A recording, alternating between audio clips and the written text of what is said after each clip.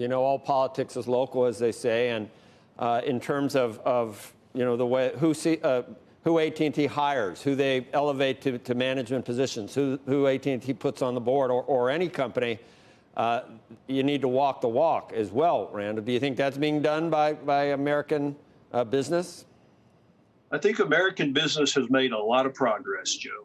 I think the events of the last 3 weeks have caused all of us to pause and say, is it time to step up our game?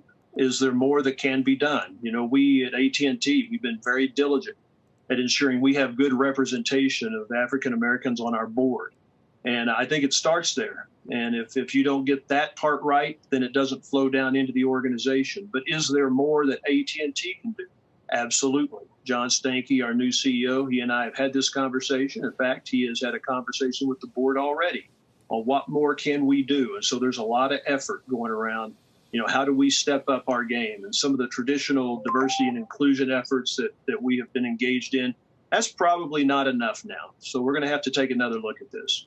When Gayle King asked you, John Stankey, white guy, probably a great guy, in a position to lead AT&T after all years of experience. But she asked you, well, where you're walking the walk, where is your, where is putting a person of color in the CEO job? Why didn't that happen? And you said that was a fair question. Do you think that's a fair question?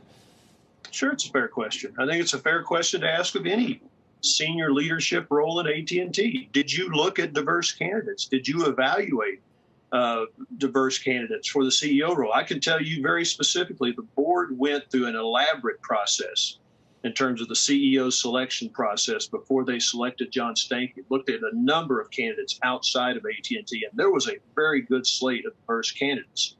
And so when they put everything into the decision matrix, they landed on John Stankey. But I think it's a perfectly fair question. I think the next executive position that comes up in AT&T, you should assume that the board and John Stankey will ask, are there diverse candidates? Are we looking hard? Are we being aggressive enough to identify diverse candidates who could fill these roles? So, yeah, I think it's fair.